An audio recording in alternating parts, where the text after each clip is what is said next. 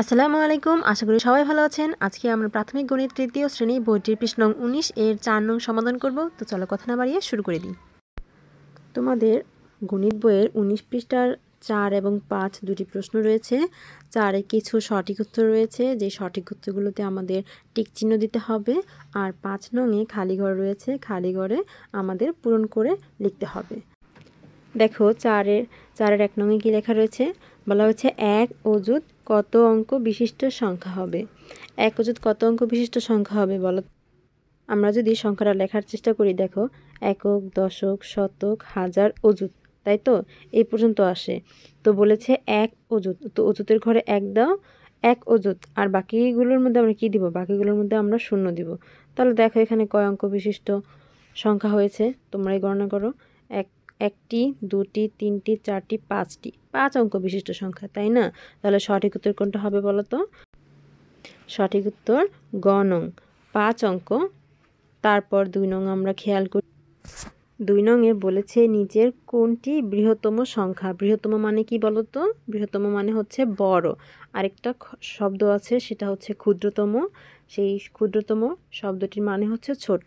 তো এখানে আমরা বৃহত্তম, বড়, বৃহত্তমের ব আর বড়রে ব, তো এভাবে মনে রাখতে পারো। বৃহত্তম মানে বড়। তো নিচের কোন সংখ্যাটি বড় সংখ্যা? দেখো সংখ্যাগুলো খেয়াল করো, সংখ্যাগুলোর প্রত্যেকটি কিন্তু 4 অঙ্ক বিশিষ্ট। তো প্রথমে আমরা কি করব? আমরা প্রথমে একদম সর্বশেষ যেটা অঙ্ক আছে, মানে কি একক, দশক, শতক, হাজার, হাজারের ঘরে যে অঙ্কটি রয়েছে সেটার সাথে তুলনা করব। এখানে ক নম্বরে যে সংখ্যাটি আছে তার হাজারের ঘরে 7, পরেরটাও 7, পরেরটাও 7, পরেরটাও 7, তাহলে এটা মিলে গেছে, এটা আমাদের আর মানে তুলনা করা যাবে না। তারপর শতস্থানীয় যে অঙ্ক রয়েছে একক, দশক, শতক, এগুলো তুলনা করতে হবে। তো ক নম্বরে যে সংখ্যাটি রয়েছে তার শতকস্থানীয় অঙ্কটি হচ্ছে 8, এর পরেরটাও 8, এর পরেরটা 9, এর পরেরটা 9। দেখো 8 থেকে কিন্তু 9 বড়, তার মানে গ আর ঘ এই দুটোর মধ্যে যে কোনো একটা বৃহত্তম হবে বা বড় হবে। তো এই দুটো 9 9 সেম। তা পরের যে দশক স্থানীয় অঙ্ক রয়েছে সেটা আমরা তুলনা করব। দশক স্থানীয় অঙ্কে এটা রয়েছে 8 আর এটা 2, কোনটা বড়? 8 বড়। তাহলে অবশ্যই এই গ নম্বরে যে সংখ্যাটি রয়েছে সেটা বড়। সংখ্যাটি কত? একক, দশক, শতক, হাজার, 7982। এই সংখ্যাটি বড়, আমরা এই গ নংয়ে টিক দিয়ে দিলাম। তারপর আমরা 3 নং খেয়াল করি। 3 নংয়ে বলা আছে যে এই যে দেখো একটা চিত্র দেওয়া আছে, বলা আছে চিত্রে বাম দিক থেকে, বাম মানে এটা বাম আর এটা ডান, তো এই দিক থেকে, বাম দিক থেকে গণনা করলে কালো রং করা বৃত্তটির অবস্থান ক্রমবাচক সংখ্যায় কততম। মানে এই যে বাম দিক থেকে এভাবে গণনা করলে এই যে কালো রং করা আছে বৃত্তটি, এই বৃত্তটির অবস্থান কত সেটা আমাদের কিভাবে লিখতে হবে? ক্রমবাচক সংখ্যায় কততম সেটা বলেছে। তো আমরা ক্রমবাচক সংখ্যা তো শিখে এসেছি। কেমন? প্রথমটা মানে একদম 1 নম্বরে যেটা আছে সেটা প্রথম, 2 নম্বরেরটা দ্বিতীয়, তো এইভাবে গণনা করি। প্রথম, দ্বিতীয়, তৃতীয়, চতুর্থ, পঞ্চম, ষষ্ঠ, সপ্তম, অষ্টম, নবম, দশম, একাদশ, দ্বাদশ, ত্রয়োদশ, চতুর্দশ। তার মানে এই যে কালো রং করা রয়েছে সেই বৃত্তটার অবস্থান কত? চতুর্দশ। তাহলে সঠিক উত্তর কোনটা? দেখো চতুর্থ, পঞ্চম, চতুর্দশ, এই তো গ নাম্বার সঠিক উত্তর। আমরা গ নংয়ে কি দিব? একটা টিক চিহ্ন দিয়ে দিলাম। এরপর আমরা 4 নং প্রশ্নটা খেয়াল করি। 4 নংয়ে কি বলা আছে দেখো, বলা আছে এই যে 1 2 3 4টা সংখ্যা দেওয়া আছে, 4 অঙ্ক বিশিষ্ট 4টাই সংখ্যা।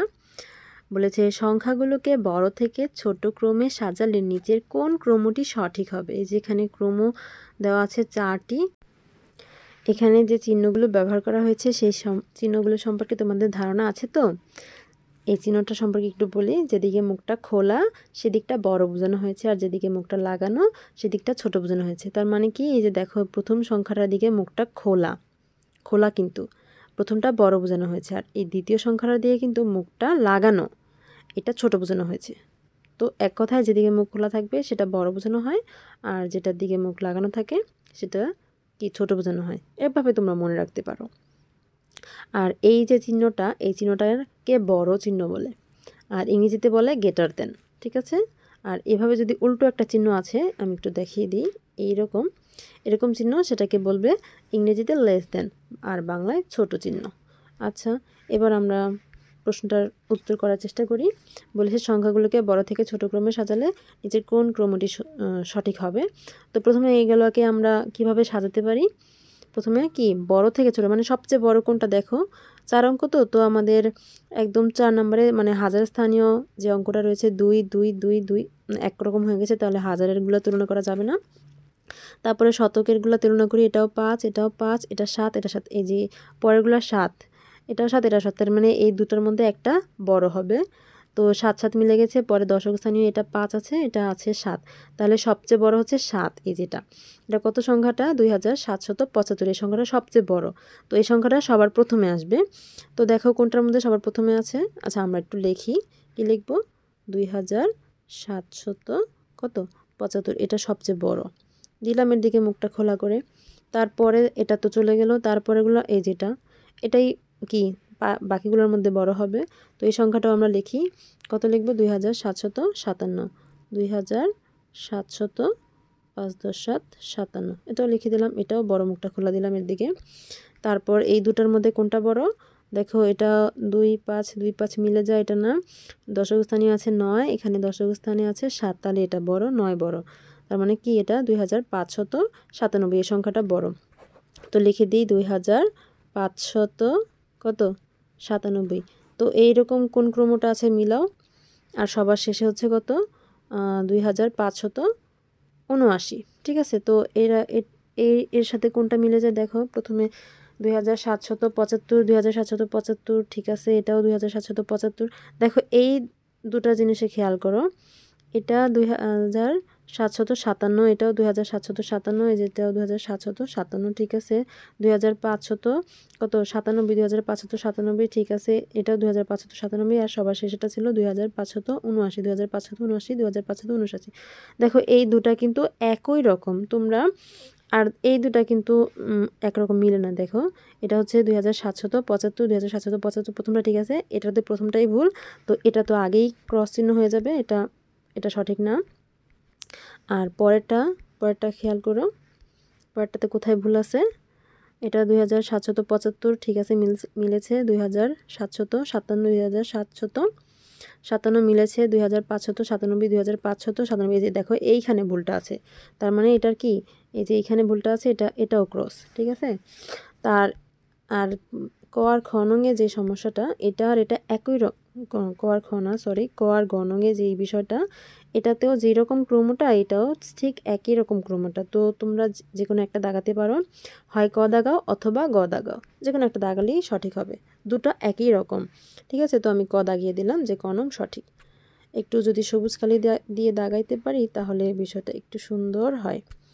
আচ্ছা আমি দাগিয়ে দিলাম যে ক নং সঠিক, ঠিক আছে। তারপর আমরা 5 নং সমাধান দেখব। তো 5 নংটা খেয়াল করো, এখানে 5 10 15 20 25 30 ডট ডট ডট মানে এরকমভাবে আরও চলতে থাকবে, তার মানে 35 40 45 50 এরকম করে আরও আছে, এটা বোঝানো হয়েছে। তো বলেছে প্যাটার্নটির নিয়ম হলো, মানে এই প্যাটার্নটা যে একই রকম একটা দূরত্ব বজায় রেখে বা একই রকম কিছু সংখ্যা বাদ দিয়ে লেখা হয়েছে। তো এই প্যাটার্নটার নিয়মটা আসলে কি খেয়াল করো, 5-এর পরে 10 কত বাদ গেছে, 6 7 8 9 10, কয়বার কত বাদ গেছে 1 2 3 4 5, মানে 5 5 করে বাড়ানো হয়েছে, বুঝতে পেরেছো। এই 5 থেকে 10 5 করে বাড়ানো হয়েছে।